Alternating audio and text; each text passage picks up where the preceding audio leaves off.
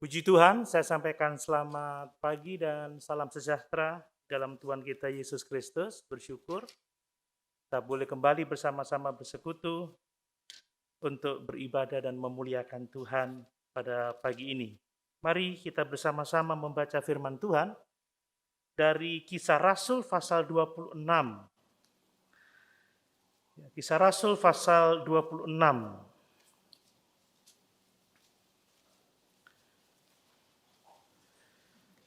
Ada cukup banyak ayat di sana, tetapi saya akan membaca terlebih dahulu ayat 1 sampai ayat yang ke-11. Kisah Rasul pasal 26, kita baca terlebih dahulu ayat 1 sampai ayat yang ke-11. Demikian firman Tuhan. Kata Agripa kepada Paulus, engkau diberi kesempatan untuk membela diri. Paulus memberi isyarat dengan tangannya lalu memberi pembelaannya seperti berikut. Ya Raja Agripa, aku merasa berbahagia karena pada hari ini aku diperkenankan untuk memberi pertanggungan jawab di hadapanmu terhadap segala tuduhan yang diajukan orang-orang Yahudi terhadap diriku. Terutama karena engkau tahu benar adat istiadat dan persoalan orang Yahudi, sebab itu aku minta kepadamu supaya engkau mendengarkan aku dengan sabar. Semua orang Yahudi mengetahui jalan hidupku sejak masa mudaku, sebab dari semula aku hidup di tengah-tengah bangsaku di Yerusalem. Sudah lama mereka mengenal aku dan sekiranya mereka mau, mereka dapat memberi kesaksian bahwa aku telah hidup sebagai seorang Farisi menurut mazhab yang paling keras dalam agama kita.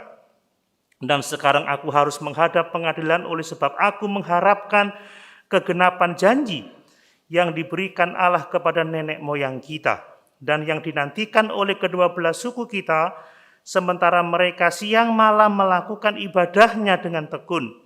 Dan karena pengharapan itulah ya Raja Agripa, aku dituduh orang-orang Yahudi. Mengapa kamu menganggap mustahil bahwa Allah membangkitkan orang mati? Bagaimanapun juga aku sendiri pernah menyangka bahwa aku harus keras bertindak menentang nama Yesus dari Nazaret. Hal itu kulakukan juga di Yerusalem. Aku bukan saja telah memasukkan banyak orang kudus ke dalam penjara, setelah aku memperoleh kuasa dari imam-imam kepala, tetapi aku juga setuju jika mereka dihukum mati. Dalam rumah-rumah ibadat aku sering menyiksa mereka dan memaksa untuk menyangkal imannya, dan dalam amarah yang meluap-luap aku mengejar mereka bahkan sampai ke kota-kota asing. Silakan duduk. Saya masih akan melanjutkan pembacaannya. Dan dalam keadaan demikian ketika aku dengan kuasa penuh dan tugas dari imam-imam kepala sedang dalam perjalanan ke Damsyik, tiba-tiba ya Raja Agripa, pada tengah hari bolong aku melihat di tengah-tengah jalan itu cahaya yang lebih terang daripada cahaya matahari turun dari langit meliputi aku dan teman-teman seperjalananku. Kami semua rebah ke tanah dan aku mendengar suatu suara yang mengatakan kepadaku dalam bahasa Ibrani, Saulus, Saulus, mengapa engkau menganiaya aku? Sukar bagimu menendang kegalah rangsang. Tetapi aku menjawab, siapa engkau Tuhan? Kata Tuhan, akulah Yesus yang kau aniaya itu. Tetapi sekarang bangunlah dan berdirilah, aku menampakkan diri kepadamu untuk menetapkan engkau menjadi pelayan dan saksi tentang segala sesuatu yang telah kau lihat daripadaku dan tentang apa yang akan kuperlihatkan kepadamu nanti. Aku akan mengasingkan engkau dari bangsa ini dan dari bangsa-bangsa lain, dan aku akan mengutus engkau kepada mereka untuk membuka mata mereka, supaya berbalik dari kegelapan kepada terang dan dari kuasa iblis kepada Allah, supaya mereka oleh iman mereka kepadaku memperoleh pengampunan dosa dan mendapat bagian dalam apa yang ditentukan untuk orang-orang yang dikuduskan. Puji Tuhan. Bapak Ibu Saudara yang dikasihi oleh Tuhan, Kisah Rasul pasal 26 ini mengisahkan pembelaan Rasul Paulus dari tuduhan orang Yahudi di hadapan Festus, gubernur Romawi, di hadapan Raja Agripa dan saudarinya Bernike, dan di hadapan banyak pejabat tinggi ibu kota Romawi yaitu Kaisaria. Jadi ini adalah catatan sejarah tentang pertanggungjawaban Rasul Paulus akan imannya yang membuatnya dituduh menghujat Allah dan dijatuhi hukuman mati. Kita tahu bahwa memberitakan kebangkitan orang mati pada masa itu ancamannya mati, saudara, sebab bertentangan dengan keyakinan kebanyakan orang-orang Yahudi. Bersyukur sekarang kita dengan sukacita dapat merayakan Paskah, amin. Tanpa takut mengalami penganiayaan, tanpa takut menghadapi ancaman kematian. Tetapi pada masa Paulus, memberitakan Yesus bangkit itu sangat berbahaya. Tetapi kita tahu bahwa Rasul Paulus tidak pernah menyerah dalam memberitakan kematian dan kebangkitan Tuhan. Sebab tanpa kematian dan kebangkitan Tuhan tidak ada keselamatan. Amin. Bahwa kematian dan kebangkitan Tuhan itulah yang menjadi pusat atau dasar dari kekristenan kita. Nah, kalau kita membaca keseluruhan dari pasal 26 ini, saudara, ini adalah ketiga kalinya Lukas mencatat mengenai pertobatan Rasul Paulus. Mengapa Lukas merasa begitu penting untuk berulang-ulang kembali menuliskan tentang pertobatan Rasul Paulus? Sebab pertobatan Rasul Paulus dan pertobatan rasul-rasul yang lain itu adalah bukti yang sangat kuat untuk kebangkitan Tuhan dan Juru Selamat kita, Yesus Kristus. Ayat-ayat ini mengatakan bahwa pertobatan Rasul Paulus itu adalah buah dari perjumpaan dengan Yesus yang telah bangkit. Sehingga dapat kita katakan, tanpa perjumpaan dengan Yesus yang bangkit, kemungkinan Paulus tidak bertobat. Tetapi pengalamannya dalam perjalanan ke Damsyik untuk menangkap pengikut Kristus, pada waktu dia melihat Kristus yang bangkit itu telah mendatangkan pertobatan yang luar biasa dalam hidupnya. Ya, melalui teks ini kita jelas melihat bahwa perjumpaan dengan Kristus yang bangkit itu akan menuntun siapapun juga yang percaya kepadanya hidup dalam kehidupan yang baru. Hidup dalam pertobatan. Jika kita sungguh-sungguh percaya Yesus sebagai Tuhan dan Juru Selamat, yang telah mati karena dosa-dosa kita, dan kemudian bangkit dari kematian, maka kita pasti bertobat. Amin. Amin. Seseorang yang sungguh percaya pada Yesus yang bangkit pasti ditandai dengan pertobatan. Itu sebabnya pada pagi ini saya mau memberikan satu tema bahwa kebangkitan Kristus atau iman kepada Kristus yang bangkit itu seharusnya menuntun kita yang percaya kepadanya untuk hidup di dalam pertobatan. Bapak Ibu saudara yang dikasihi oleh Tuhan, dari Kisah Rasul pasal 26, Paulus menyatakan kepada kita dua poin utama dari pembelaannya. Yang pertama adalah bahwa kebangkitan Yesus itu adalah fakta yang tidak dapat ditolak, yang tidak dapat ditentang. Dan yang kedua bahwa bertobat dari dosa-dosa dan berbalik kepada Allah untuk melakukan pekerjaan-pekerjaan yang sesuai dengan pertobatan itu adalah tanggapan yang seharusnya kita berikan kepada Yesus yang bangkit. Amin. Jadi pagi ini saya mau mengajak kita belajar lagi mengenai bukti-bukti yang sangat nyata tentang kebangkitan Yesus, sehingga kita bisa bersaksi kepada semua orang, kepada banyak orang, bahwa Yesus Kristus benar-benar bangkit dari kematian. Itu fakta sejarah, itu bukan mitos, itu bukan hanya sesuatu yang dibuat-buat oleh para murid. Itu adalah fakta sejarah yang harus diterima kebenarannya. Dan yang kedua, bahwa kalau kita sungguh-sungguh percaya kepada Yesus, hidup kita pasti akan mengalami pertobatan. Ya, sungguh sangat disayangkan karena ada begitu banyak orang yang mengaku Kristen, mengaku percaya Yesus tetapi tidak bertobat. Kristen tetapi masih hidup secara duniawi. Kristen masih berpikir seperti manusia duniawi berpikir, masih merasa seperti manusia duniawi merasa, masih berkehendak seperti kehendak manusia duniawi, dan masih melakukan perbuatan-perbuatan yang sama dengan perbuatan manusia duniawi. Paulus mengingatkan bahaya tanpa pertobatan. Seseorang yang mengaku percaya tetapi tidak bertobat, itu pantas dijauhi, kata Rasul Paulus. Sebab pencuri, pembunuh, penipu, ya, pemfitnah, orang yang iri, dengki, orang-orang yang jahat tidak akan mendapat bagian dalam kerajaan sorga. Dan tidak semua orang yang berseru-seru kepada Tuhan yang akan masuk dalam kerajaan Allah, tetapi mereka yang bertobat. Mereka yang melakukan kehendak Bapa, mereka yang berbalik kepada Allah dan hidup melakukan pekerjaan-pekerjaan yang sesuai dengan pertobatan itu. Saya rindu dan bahkan saya merindu untuk diri saya sendiri supaya Tuhan menemukan saya sebagai orang-orang yang telah bertobat. Amin. Amin. Karena iman tanpa pertobatan pada hakikatnya adalah mati. Adalah baik kita mengaku percaya Yesus sebagai Tuhan, adalah baik kita mengakui kebangkitan Yesus.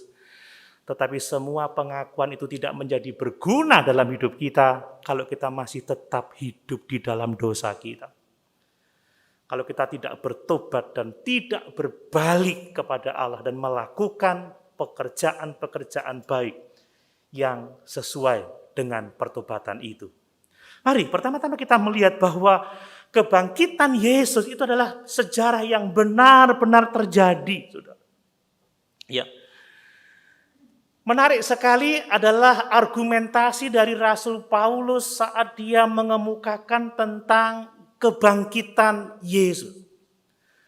Tidak mudah bagi Paulus berbicara tentang kebangkitan, karena dia berbicara kepada orang-orang yang benar-benar tidak percaya akan adanya kebangkitan orang mati. Saudara, bicara di depan orang-orang yang benar-benar gak mau percaya itu sangat susah.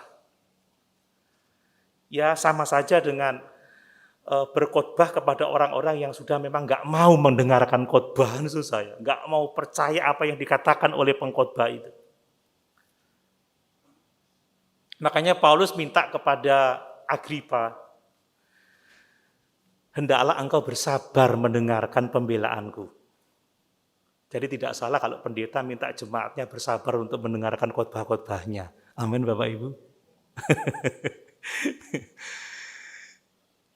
Ya kadang kita nggak sabar kalau waktu sudah lewat 30 menit sejak awal berkhotbah. Tapi kalau kita memang ingin belajar firman Tuhan, kita butuh bersabar mendengarkan firman Tuhan. Amin. Amin. Ini penting, Saudara. Nah, Paulus berbicara kepada orang-orang yang tidak mau percaya. Dan dia menyatakan argumentasinya secara induktif. Dia tidak langsung mengatakan, Yesus Kristus bangkit dari antara orang mati. Kalau dia melakukan itu, tidak sampai lama dia pasti akan diusir dari ruangan itu. Karena semua orang menolak hal itu. Bahkan di akhir dari pembelaannya, Paulus disebut oleh Festus sebagai orang yang gila, Saudara. Ya. Festus mengatakan, kamu gila, gitu.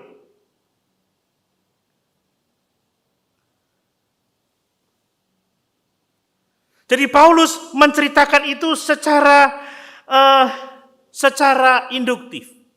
Coba kita baca ayat 24, Saudara. Sementara Paulus mengemukakan semuanya itu untuk mempertanggungjawabkan pekerjaannya, berkatalah Festus dengan suara keras, "Engkau gila, Paulus. Ilmumu yang banyak itu membuat engkau gila." Jadi menceritakan kebangkitan orang mati itu dianggap gila, saudara, pada waktu itu. Makanya Paulus memulai dengan menggambarkan tentang kemungkinan kebangkitan orang mati sebab Allah itu berkuasa, sebab Allah itu maha kuasa. Dan kemudian dia menceritakan perjumpaannya yang luar biasa dengan Yesus yang telah dibangkitkan itu, yang telah mendatangkan perubahan yang sangat radikal dalam hidupnya. Kemudian dia menceritakan pesan dari Tuhan Yesus Kristus untuk diberitakan kepada semua orang bahwa semua orang harus bertobat dan berbalik kepada Allah. Dan pada akhirnya dia menyatakan bahwa kebangkitan Yesus itu sesuai dengan kebenaran kitab suci. Jadi dari khotbah yang cukup panjang atau pembelaan yang cukup panjang ini, kita melihat argumentasi yang sangat luar biasa indah. Dan itu membuat Agripa berkata, hampir-hampir saja engkau menjadikan aku seorang Kristen. Sekalipun Agripa tidak pernah jadi orang Kristen. Ini argumentasi yang sangat luar biasa.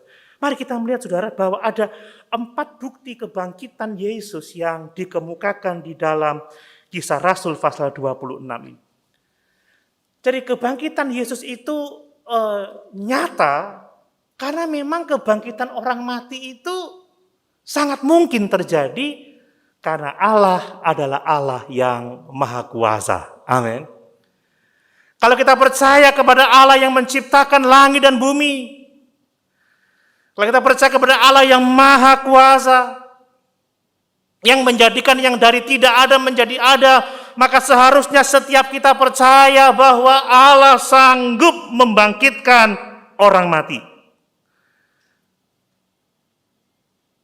Inilah yang dikatakan oleh Rasul Paulus. Di dalam ayat yang ke-8 tadi kita membaca, mengapa kamu menganggap mustahil bahwa Allah itu membangkitkan orang mati?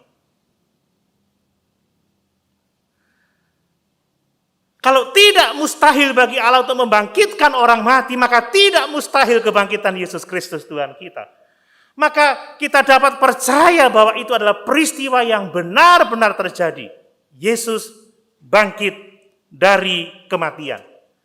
Nah, menarik sekali dalam pembelaan Paulus, dia memulai dari menceritakan kehidupannya dahulu sebelum percaya Yesus.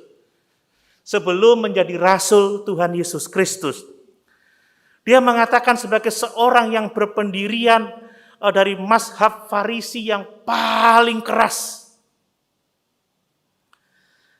Dia adalah orang yang memiliki iman Yahudi yang menantikan kedatangan Mesias.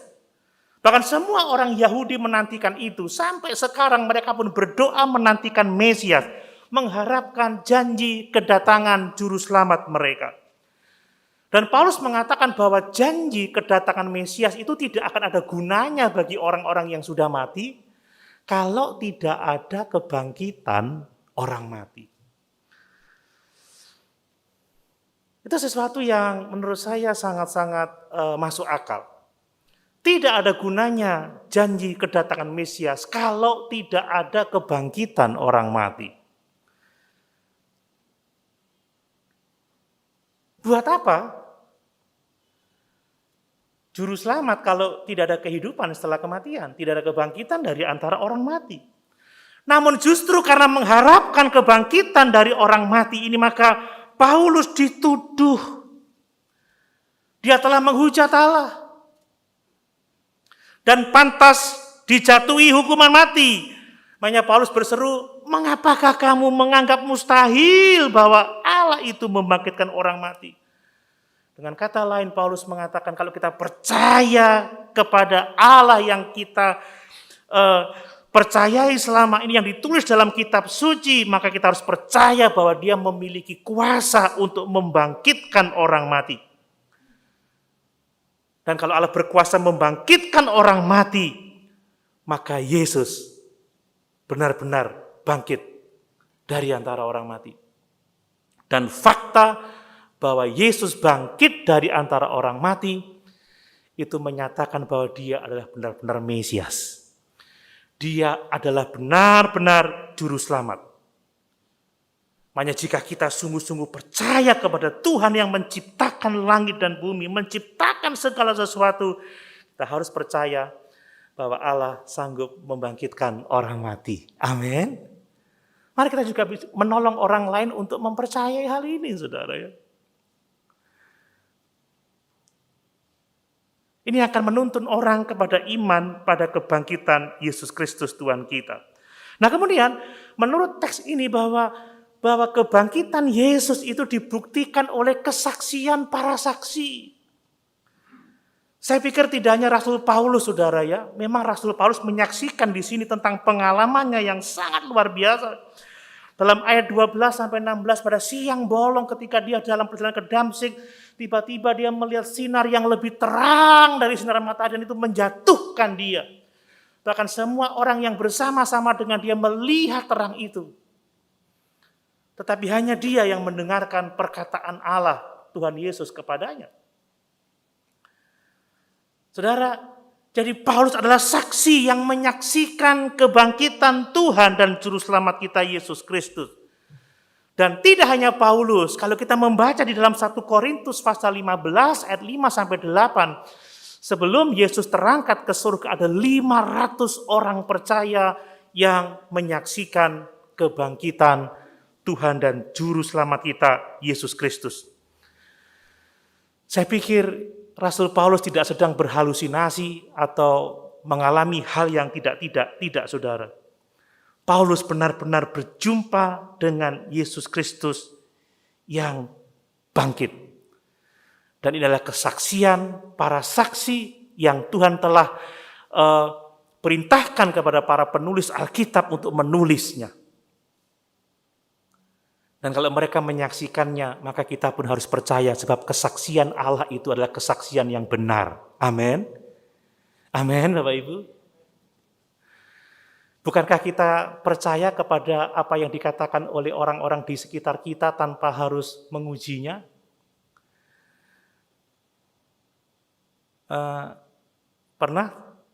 Mungkin pernah punya pengalaman terima yang dibagikan sore-sore itu kalau bulan-bulan seperti ini. Takjil, pernah ada yang pernah terima takjil? Ada yang pernah? Pernah ya? Ada yang pernah, saudara. Tidak pernah berpikir, ini dikasih racun enggak ya? Ketika dapat es belewah, wow, dalam nama Tuhan Yesus, tusuk, cus. Segar.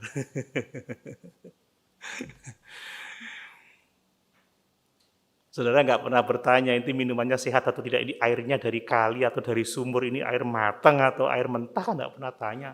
Jelas ini enak kan begitu. Di sini ada banyak yang bekerja di perbankan. Kalau kita store uang, kita yakin ya bahwa teller itu memasukkan uang kita di akun kita. Percaya saja kan. Ya memang ada slipnya, tapi kita nggak menanyakan itu palsu atau asli. Nah kalau Yesus melalui para murid-muridnya menyatakan kebenaran tentang kebangkitannya, maka seharusnya kita percaya. Karena kesaksian Allah lebih kuat daripada kesaksian manusia. Kita akan diminta pertanggungjawaban kelak kalau kita tidak percaya kepada firman Allah yang telah menyaksikan siapa Yesus, yang telah menyaksikan kematian dan kebangkitannya. Jadi Yesus benar-benar bangkit karena memang kebangkitan dari antara orang mati adalah sesuatu yang sangat mungkin sebab Allah itu Maha Kuasa. Kebangkitan Yesus itu benar-benar fakta sejarah sebab memang ada banyak saksi, tidak hanya Paulus. Banyak saksi yang telah melihat kebangkitan Tuhan Yesus Kristus. Para rasul yang lain. 11 rasul. Bahkan 500 orang saudara sebelum kenaikannya ke surga menyaksikan Yesus Kristus yang telah bangkit itu. Nah dari teks ini juga kita melihat bukti kebangkitan Yesus yaitu perubahan hidup dari para saksi. Saudara, kita telah membaca tentang Rasul Paulus. Dahulu dia menganiaya jemaat, dahulu dia menghukum jemaat, dahulu dia membicarakan jemaat-jemaat Kristus, mempenjarakan jemaat-jemaat Kristus. Dahulu dia setuju bahwa orang-orang Kristen dihukum mati, tetapi saat melakukan pembelaan itu dia ada di penjara. Dan dia dipenjarakan karena kesaksian akan Tuhan Yesus Kristus yang bangkit itu. Bagaimana dari seorang yang begitu membenci kekristenan, ya, yang dengan hati yang menyala-nyala menangkap dan memenjarakan orang-orang Kristen, tiba-tiba berubah seketika menjadi seorang yang dikuasai oleh kasih Kristus dan rela memberitakan Injil, bahkan rela menderita saat memberitakan Yesus yang bangkit itu, rela dipenjara. Tidak lagi dikuasai kebencian kepada orang-orang yang menolaknya, orang-orang yang menuduhnya, orang-orang yang memenjarakannya. Satu-satunya alasan kenapa Paulus bisa berubah seperti itu karena dia telah berjumpa dengan Yesus Kristus yang bangkit itu. Amin. Saudara, kalau kita mengatakan telah berjumpa dengan Yesus Kristus yang bangkit, tetapi hidup kita tidak mengalami perubahan sama sekali, jangan-jangan kita nggak sungguh-sungguh percaya, saudara. Saya pikir Paulus nggak akan rela mati bagi mitos, ya, bagi cerita bohong. Dia mau mati karena dia tahu Yesus benar-benar bangkit dan bahwa dia akan dibangkitkan oleh karena kepercayaannya kepada Yesus yang bangkit itu. Amin. Perubahan hidup para saksi itu membuktikan bahwa kebangkitan Yesus itu hal yang benar-benar terjadi. Nah, tidak hanya itu, dalam teks ini kita membaca bahwa kebangkitan Yesus itu telah dinyatakan oleh para nabi sebagaimana ditulis dalam kitab suci. Coba kita baca ayat 22 sampai 23, Saudara. Tetapi oleh pertolongan Allah aku dapat hidup sampai sekarang dan memberi kesaksian kepada orang-orang kecil dan orang-orang besar. Dan apa yang kuberitakan itu tidak lain daripada yang sebelumnya telah diberitahukan oleh para nabi dan juga oleh Musa. Yaitu bahwa Mesias harus menderita sengsara dan bahwa ia adalah yang pertama yang akan bangkit dari antara orang mati. Dan bahwa ia akan memberitakan terang kepada bangsa ini dan kepada bangsa-bangsa lain. Amin. Kebangkitan Yesus itu benar-benar terjadi karena memang kebangkitan dari antara orang mati itu sangat dimungkinkan sebab Allah itu Maha Kuasa. Yang berikutnya adalah kebangkitan Yesus dari antara orang mati adalah benar-benar terjadi. Sebab apa, saudara? Sebab disaksikan oleh begitu banyak saksi yang melihat Yesus yang telah bangkit itu.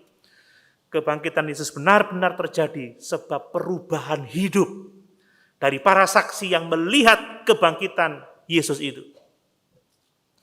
Atau yang telah melihat Kristus yang bangkit itu. Dan kebangkitan Yesus itu benar-benar terjadi sebab itu adalah kesaksian para nabi.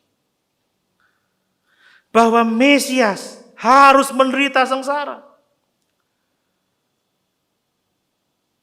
Bahwa Mesias harus mati dan dialah yang pertama bangkit dari antara orang mati. Dan dialah yang akan memberitakan terang kepada bangsa-bangsa. Terang kepada bangsa Yahudi dan terang kepada bangsa-bangsa lain. Saudara, apakah kita tidak mempercayai kesaksian kitab suci? Kemungkinan besar Rasul Paulus sudah membaca dan jelas dia sudah membaca Kejadian pasal 22, ya, Mazmur pasal 22, ya, Yesaya pasal 53, Mazmur pasal 16, Mazmur mesianik itu tentang penderitaan dan kematian dan kebangkitan Mesias. Jadi demikian juga kita harus percaya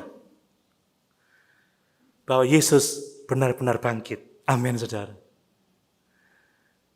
Ini fakta yang harus kita terima. Dan kita harus beritakan kepada orang-orang yang ada di sekitar kita supaya mereka tahu bahwa Yesus benar-benar bangkit dari antara orang mati, sebab kebangkitan orang mati itu sesuatu yang sangat mungkin, sebab Allah itu Maha Kuasa, sebab kesaksian orang-orang yang telah melihat Yesus yang bangkit itu, di antaranya Rasul Paulus dan 500 orang saudara dan para rasul yang lain, kemudian perubahan hidup dari para saksi, dari penganiaya jemaat, penganiaya pengikut Kristus menjadi pemberita Injil. Dan yang berikutnya, karena memang itu adalah kesaksian para nabi sebagaimana dituliskan oleh Alkitab. Tentunya bagi semua kita yang ada di ruangan ini, bahkan yang di rumah yang mengikuti kebaktian secara live streaming, tidak ada keraguan bagi kita bahwa Yesus benar-benar bangkit. Amin. Dan itu mengarahkan kita pada bagian yang kedua, bahwa kebangkitan Yesus, iman kepada kebangkitan Yesus itu harus menuntun kita kepada pertobatan. Kalau kita sungguh-sungguh percaya Yesus, kita akan menunjukkannya pada kehidupan kita, bahwa kita sudah bertobat. Jadi pertobatan itu adalah satu-satunya respon yang harus kita tunjukkan kalau kita benar-benar percaya bahwa Yesus telah mati memikul dosa-dosa kita di dalam tubuhnya sendiri di kayu salib. Dan kalau kita percaya bahwa Yesus telah bangkit dari kematian untuk memberikan kehidupan yang kekal bagi setiap orang yang percaya kepadanya. Pertama-tama kita melihat dari kehidupan Rasul Paulus sendiri. Apa yang telah dilakukannya. Dan kita melihat, mendengar dari apa yang dikhotbahkannya, saudara. Ketika Paulus berjumpa Yesus pada perjalanan ke Damsyik, dia bertobat 180 derajat. Dia berbalik kepada Allah. Dari menganiaya orang-orang Kristen, dari menangkapi pengikut Kristus, menjadi pemberita Injil dan rela menderita, rela dipenjara. Bahkan dia siap mati untuk kesaksian Injil Yesus Kristus itu. Jadi perjumpaan dengan Yesus yang bangkit itu selalu menuntun kepada pertobatan. Paulus bertobat 180 derajat. Bagaimana dengan kita? Apakah kita telah meninggalkan manusia lama kita dan hidup dalam hidup yang baru? Karena kalau kita tidak bertobat, kemungkinan kita tidak sungguh-sungguh percaya pada Yesus yang bangkit. Nah, tidak hanya Paulus menunjukkan kehidupan yang bertobat, sejak saat dia melihat Yesus yang bangkit, dia memberitakan pertobatan kepada orang-orang yang dijumpainya. Kita baca lagi ayat yang ke-20 dari Kisah Rasul pasal 26 tadi. Tetapi mula-mula aku memberitakan kepada orang-orang Yahudi di Damsyik, di Yerusalem, dan di seluruh tanah Yudea, dan juga kepada bangsa-bangsa lain, bahwa mereka harus bertobat dan berbalik kepada Allah, serta melakukan pekerjaan-pekerjaan yang sesuai dengan pertobatan itu. Amin. Jadi inilah berita yang sangat penting bagi kita, adalah baik bagi kita percaya Yesus benar-benar bangkit dari kematian. Tetapi kepercayaan itu tidak akan ada artinya kalau kita tidak mengalami pertobatan.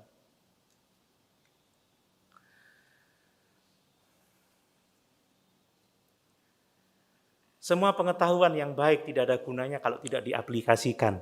Ya, semua kita tahu itu. Iman kepada Yesus yang bangkit tidak akan menyelamatkan kita kalau iman itu tidak menuntun kita kepada pertobatan. Pertobatan selalu melibatkan seluruh aspek kehidupan kita. Pertobatan mulai dari pikiran, saudara. Kemudian akan berangsur-angsur mempengaruhi perasaan kita. Kalau kita bertobat dari dosa, Yang dulunya kita aman-aman saja ketika kita berbohong, tapi setelah bertobat, berbohong perasaan kita akan campur aduk, nggak karu-karuan, pasti takut saudara ya. Udah gelisah saudara, kalau orang sudah bertobat, kedapatan dia berbohong, waduh pasti nggak akan sejahtera hidup. Tapi kalau orang berbohong itu santai-santai aja, nggak pernah merasa tertuduh dan seringkali melakukannya, belum bertobat itu. Ya.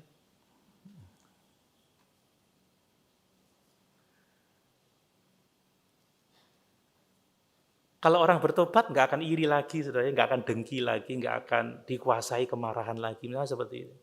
Perasaan. Kemudian dari perasaan itu akan mempengaruhi kehendak seseorang. Kehendaknya akan diubahkan oleh karena pertobatannya itu. Tidak lagi menginginkan yang jahat, tetapi selalu menginginkan yang baik. Gak mau menghancurkan hidup orang ya. Gak mau merusak masa depan orang. Gak mau cari menangnya sendiri. Gak mau cari untungnya sendiri. Nah ini. Dan kalau kehendaknya baik, maka perilakunya akan menjadi baik. Perbuatan-perbuatannya akan menjadi baik. Orang yang bertobat tahu, saudara, melakukan yang benar.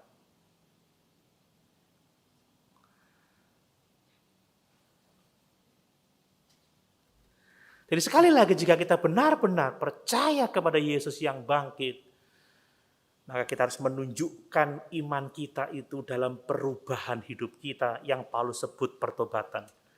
Bahwa setiap orang harus bertobat dan harus berbalik kepada Allah dengan melakukan pekerjaan-pekerjaan baik yang sesuai dengan pertobatan itu.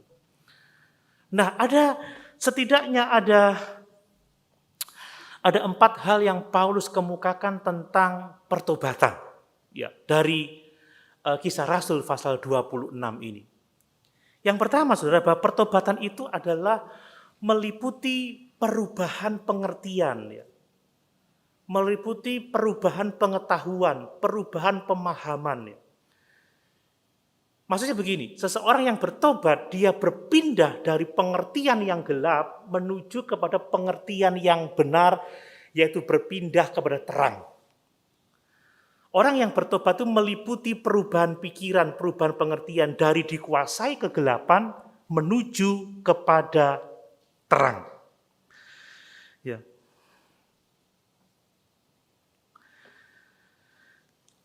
Kita baca ayat yang ke-18, saudara. Untuk membuka mata mereka, supaya mereka berbalik dari kegelapan kepada terang. Jadi pertobatan itu meliputi pikiran, saudara, pengertian kita. Kalau dulu pemikiran kita gelap karena dosa, tetapi orang yang bertobat dia akan dibawa kepada Allah, kepada pikiran-pikiran yang benar, yaitu terang. Saudara, Alkitab mengatakan bahwa di luar Kristus, sepintar-pintarnya orang, sepandai-pandainya orang, sebenarnya mereka pengertiannya gelap. Tidak dapat mengenal hal-hal rohani, tidak dapat mengenal hal-hal kebenaran tentang Allah. Coba Efesus 4 ayat yang ke-18 kita baca. Efesus pasal 4 ayat yang ke-18.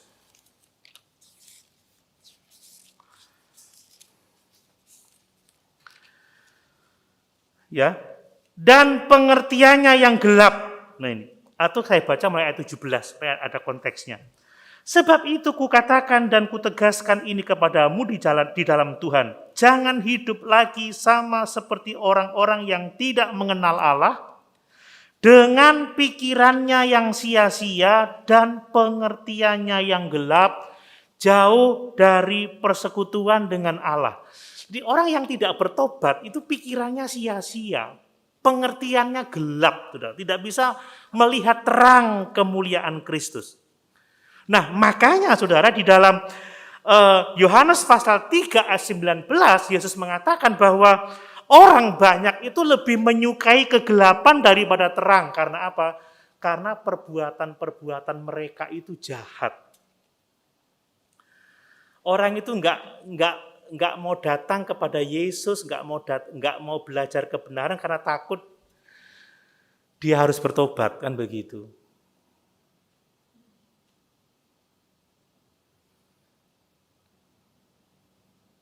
Lebih baik tidak tahu makanan itu kotor daripada tahu makanan itu kotor dan kita tidak boleh memakannya. Mungkin begitu ya. Semerem ae wis anggap tidak tahu kan begitu. Aku lapar kan begitu, aku butuh kan begitu. Padahal itu sesuatu yang tidak benar misalkan seperti itu. Bahkan Paulus mengatakan di dalam 2 Korintus 4 ayat yang keempat bahwa ilah-ilah dunia ini telah membutakan pikiran orang-orang yang tidak percaya sehingga mereka tidak bisa melihat kemuliaan Injil Yesus Kristus. Nah, orang-orang yang bertobat dia berpindah dari pengertian yang gelap kepada terang Tuhan kita Yesus Kristus. Orang dalam kegelapan tidak akan pernah dapat melihat kemuliaan Tuhan. Tetapi ketika seseorang bertobat, dia dapat melihat kemuliaan Tuhan. Paulus contohnya, kalau ditanya apakah Allah itu suci, sebelum pertobatannya Paulus pasti mengertikan Allah itu suci. Aku tahu, aku percaya. Kalau Paulus dikatakan apakah kamu orang berdosa? Aku orang berdosa. Paulus tahu. Tetapi Paulus tidak benar-benar tahu bahwa kekudusan Allah itu tidak seperti yang dipikirkannya. Dan orang-orang Farisi seringkali sombong. Aku lebih baik daripada orang itu. Aku pergi ke bait suci, aku membayar persepuluhan, aku bisa selamat karena perbuatanku.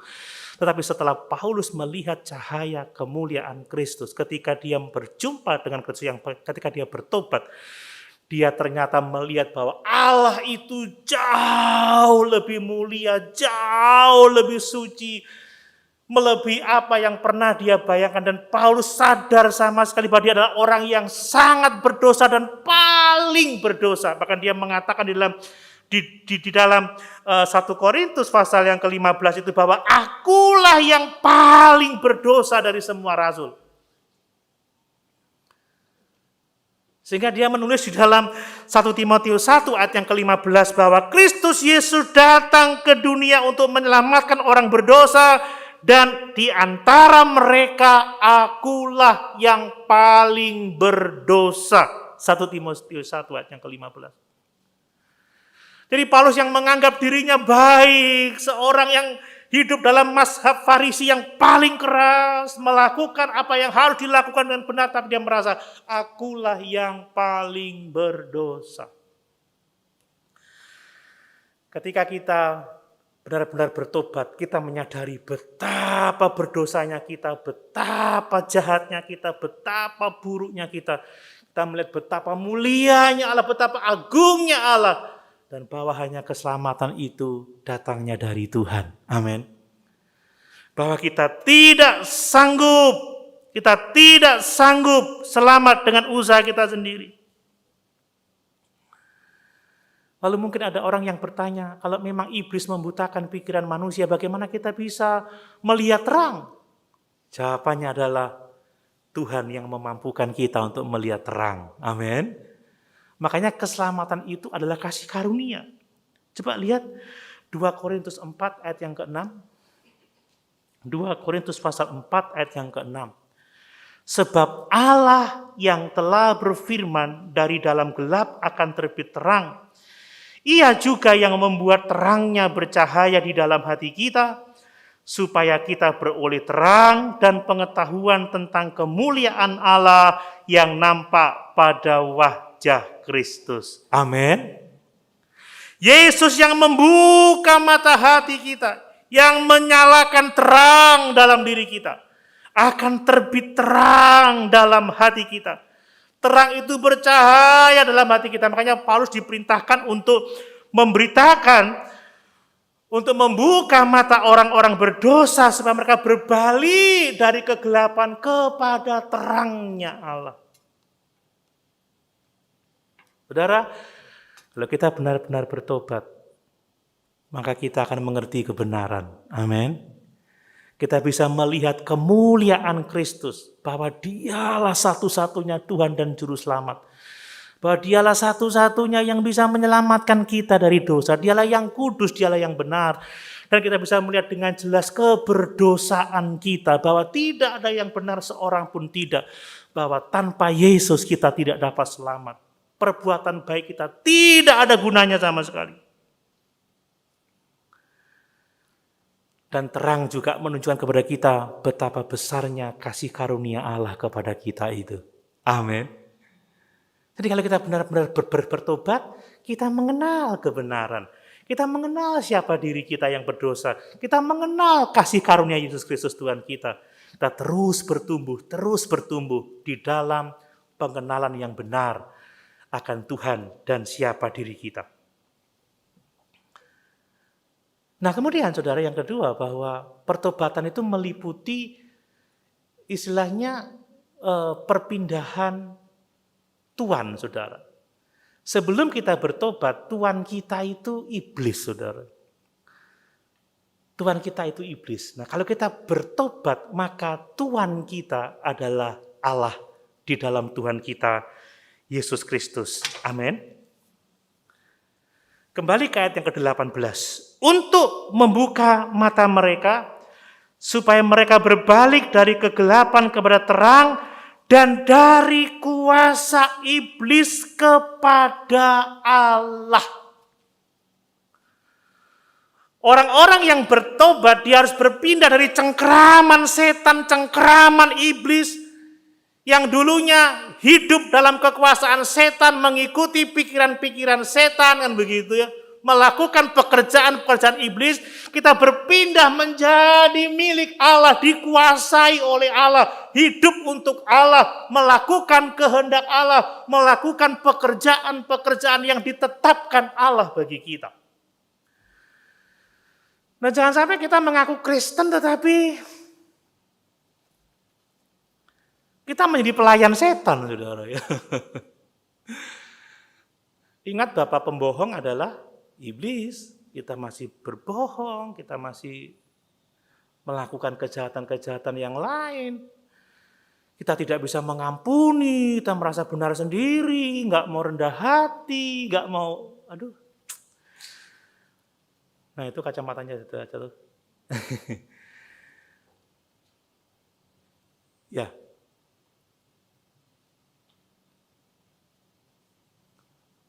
Ngotot cari menangnya sendiri. Pokoknya semua orang lain jelek dah. Nggak memberi kesempatan untuk orang berubah, jadi baik. Menjelekkan orang, menjatuhkan orang di depan banyak orang. Kadang kita mau merasa hebat dengan bisa menjatuhkan mungkin lawan kita, saingan kita. Nah, itu bukan pekerjaan Tuhan, itu pekerjaan setan. Nah, bertobat itu beralih dari kekuasaan setan kepada kekuasaan Tuhan. Jelas, dari kuasa iblis kepada Allah. Maksudnya dari kuasa iblis kepada kuasa Allah. Dari dikuasai iblis, dikuasai oleh Allah. Saudara, saya tidak akan membacakan untuk kita ayat-ayatnya, tetapi saya mau menyampaikan bahwa semua orang dilahirkan di dunia dengan dosa. Semua dikuasai oleh dosa, dikuasai oleh kegelapan. Kita adalah hamba dosa. Tetapi puji syukur kepada Tuhan Yesus Kristus, oleh karena karyanya di atas kayu salib, kita dimerdekakan dari dosa. Dan Yesuslah yang memerdekakan kita dari dosa. Seperti dalam Yohanes pasal 8 ayat 36 menuliskan, Yohanes 8 ayat 36. Jadi apabila anak itu memerdekakan kamu, kamu pun benar-benar merdeka. Bahkan Paulus menulis di dalam Kolose pasal 1 ayat 13 dan 14, ia telah melepaskan kita dari kuasa kegelapan dan memindahkan kita ke dalam kerajaan anaknya yang kekasih. Di dalam dia kita memiliki penebusan kita, yaitu pengampunan dosa. Allah telah membebaskan kita dari kuasa dosa. Minggu yang lalu saya sampaikan, tidak hanya Allah membebaskan kita dari hukuman dosa, tetapi dari kuasa dosa. supaya kita hidup untuk kebenaran. Oleh bilur-bilurnya kamu telah disembuhkan. Jadi orang bertobat itu pikirannya bisa melihat kebenaran. Dan hidupnya bebas dari cengkraman iblis. Dan dia berpindah menjadi orang-orang yang dikuasai oleh Tuhan dan Juru Selamat kita Yesus Kristus. Jadi kalau kita masih belum hidup dalam kekuasaan Tuhan, kita belum mentaati Tuhan, dan kalau kita masih saja menjadi hamba-hamba setan, jangan-jangan kita belum bertobat.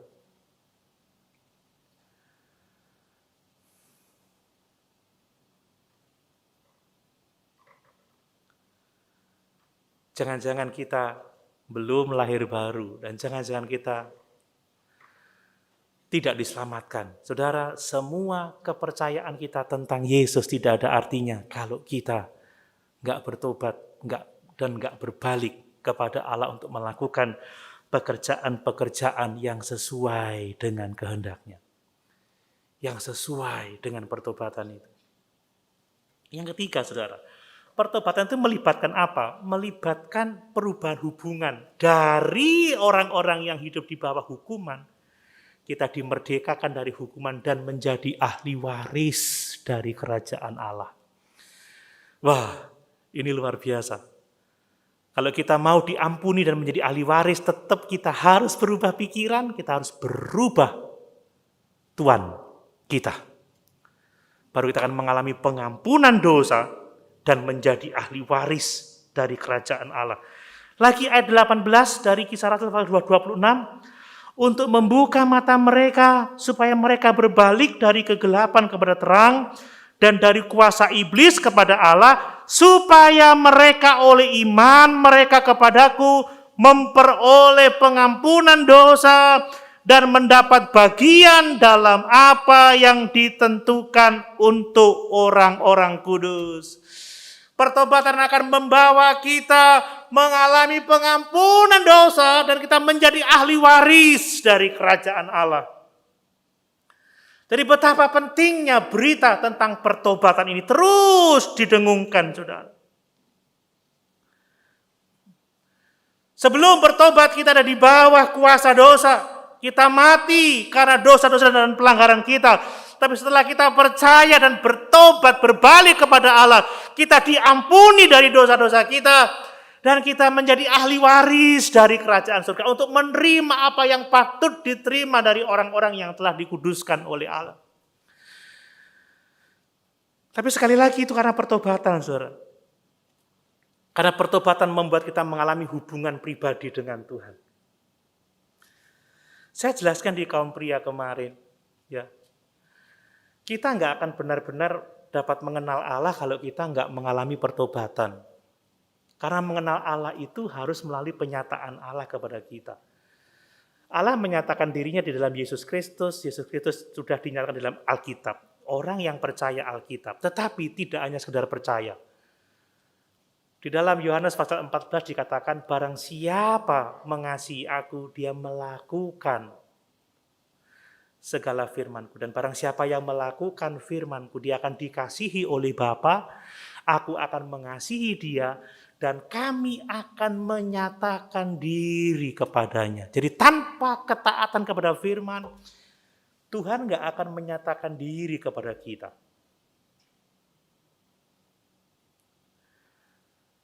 Kita boleh punya teologi yang hebat-hebat tentang Tuhan. Ujian PL dan PB kita boleh nilainya 95 semuanya. Teologi sistematika kita boleh dapat nilai A. Tetapi kalau tidak disertai dengan pertobatan, semuanya itu tidak ada gunanya. Tapi orang yang bertobat, orang yang berbalik kepada Allah tidak lagi takut akan kuasa dosa, takut akan penghukuman dosa, tapi dia dapat dengan sukacita datang menghadap tahta kasih karunia Allah untuk mendapatkan pertolongannya pada waktunya. Amin. Ini sungguh luar biasa. Jadi pertobatan selalu melibatkan perubahan pikiran, pengertian, dari gelap kepada terang. dari milik setan menjadi milik Allah. Dan pertobatan selalu membawa kita kepada persekutuan yang indah dengan Tuhan. Dan akhirnya kita menjadi ahli waris dari kerajaan Allah. Dan yang terakhir, saudara, pertobatan itu merubah perilaku dari dosa kepada perbuatan-perbuatan yang sesuai dengan kehendak Allah. Paulus mengatakan bahwa mereka harus bertobat dan berbalik kepada Allah, serta melakukan pekerjaan-pekerjaan yang sesuai dengan pertobatan itu. Siapapun kita sekarang, mungkin orang religius, mungkin orang tidak religius, mungkin pendeta, mungkin jemaat, siapapun kita harus bertobat. Amin. Saya juga harus bertobat.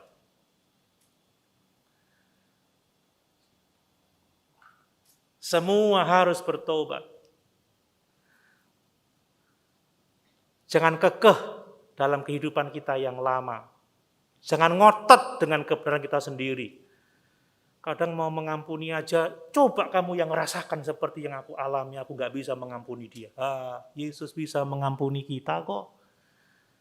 Masa kita gak bisa mengampuni orang lain? Barang siapa yang tidak mengampuni, maka Bapa yang di surga juga tidak akan mengampuni dia. Jangan kekeh dengan pengertian kita sendiri. Orang gak peduli saya, kok saya harus mempedulikan orang lain. Yesus kepada orang yang menyalibkan aja berdoa, Bapa ampunilah mereka, sebab mereka tidak mengerti apa yang mereka perbuat. Kadang orang berbuat baik pilih-pilih yang aku suka. Orang yang baik kepadaku, kata Tuhan Yesus apa? Jadilah Bapamu yang jadilah sempurna seperti Bapamu di surga sempurna. Yang menerbitkan matahari untuk semua orang, yang menurunkan hujan untuk semua orang. Saya tambah sedikit, saya pikir tidak salah. Yang memberikan pelangi untuk kita lihat, untuk semua orang bisa lihat. Kalau kita bertobat, kita berbuat baik sama semua orang tanpa bertanya siapa orang itu. Amin. Tuhan tidak mengajarkan bencilah musuhmu, tetapi kasihlah musuhmu dan berilah makan kepada orang yang ingin mencelakai kamu.